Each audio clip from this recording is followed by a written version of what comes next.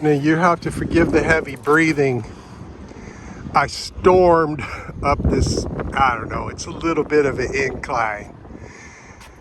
It's not patty cake when you're in like fifth gear and standing and storming up the hill. I'll be okay in a minute. The sky and the mountains and everything is popping today. We had a huge storm last night.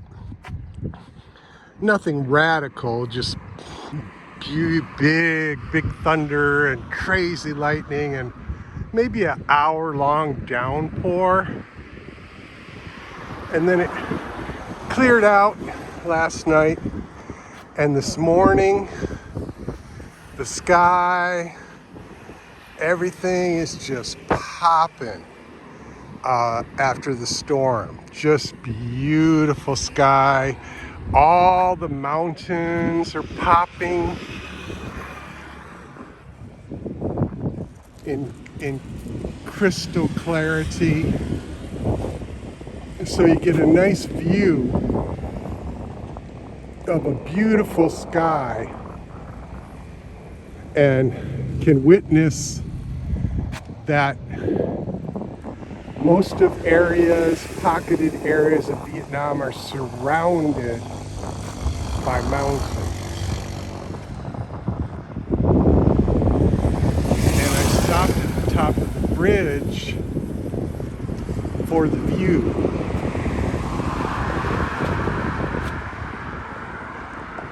Because those mountains, again, I'm repeating myself, the mountains and the sky today, oh, it's a real treat. It's a treat for the eyes. And then if you come around here, well, hell, I can't zoom in any further, but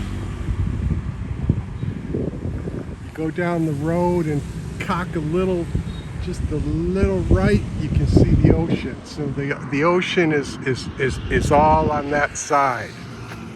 You can see a portion of the biggest of the Cham Island right there, but that's all the sea on that side.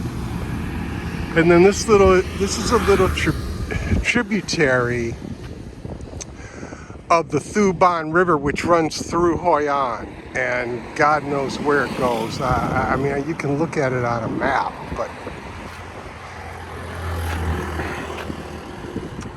so you have this little river area, and you have some fish farms, fish holding pond farms, I don't know what to call them.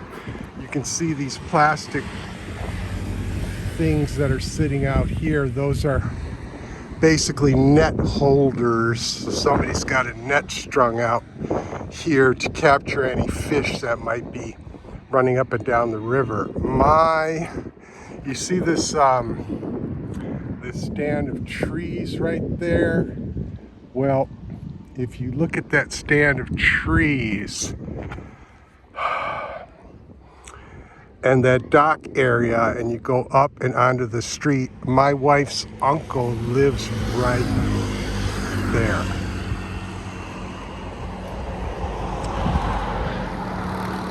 You also get a little bit of a look of the architecture around the areas of Vietnam. Some of it is really awful, but some of it is kind of cool.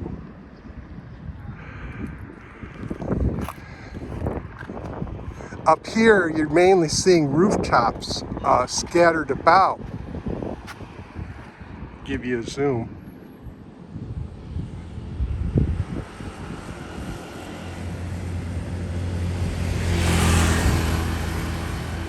Clay or composite roof tiles utilized on most of the homes out here. Or, in the case of here, this is a little rest area. You get down to the end of the road and you turn right, and they have several rest areas for weary travelers. You can sit down there, you can have a beautiful seafood lunch or whatever, Vietnamese lunch. You can drink some beers, you can relax in the shade. They have thatched thatched roofs, excuse me. Got some fish farms, shrimp farms going on as part of the land operation as well. There are about 4 rest areas here where you can just come out and chill, and it's got good food, and they even have hammocks inside of there if you really want to just, I need to take a nap, I've been on the road for a long time. Truckers, tourists, travelers, whatever, can use those places for a stop, for a rest stop, and not just to take a wee either. You can eat, get you a nap, have a couple beers, whatever you want to do, and then hit the road again. But it's days like this and views like this, wispy clouds, I mean just crystal blue skies with a scattering of cloud cover and a little bit of morning haze.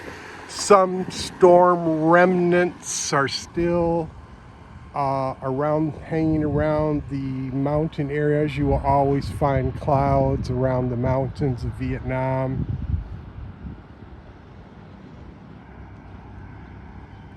I'm only about 15 minutes from home from this point. Now these are wild coconut palms. Now they do not grow coconuts. They're just like called coconut palms, and they grow along the riverbanks here in Vietnam. You can see. Now this is just a portion. This is just a mini microcosm of the amount of these coconut leaves that grow here in Vietnam. Those coconut leaves are gathered by people. They're dried out,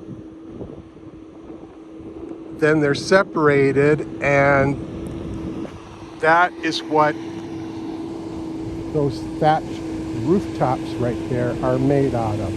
These coconut leaves here. Coconut trees, rather. So those are harvested and made into thatched roof, but they have to lay them out. Sometimes they will lay them out right here on the road or on an open area, and they have to dry for like, God knows, like a month maybe. But then they harden and stiffen. I think there's some kind of process that they utilize, manual, non-chemical process that they utilize to flatten them. It could be as simple as laying them out in the sun, and then they make roofs out of them, waterproof roofs out of them. So that gets harvested. Very little goes to waste here. There's just a gazillion palm trees lining the rivers here. Just gazillions and gazillions.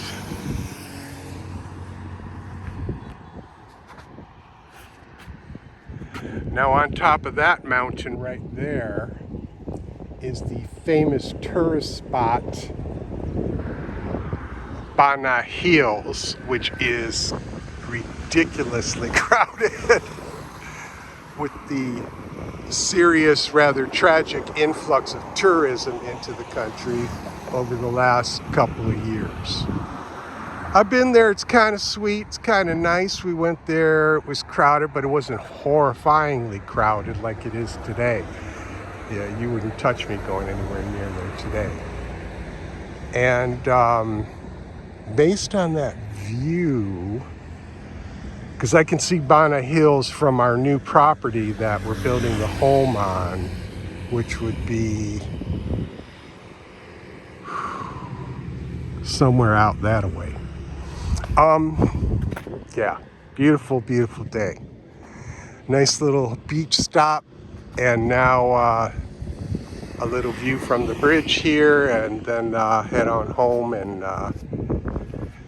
make a plan for the rest of the day.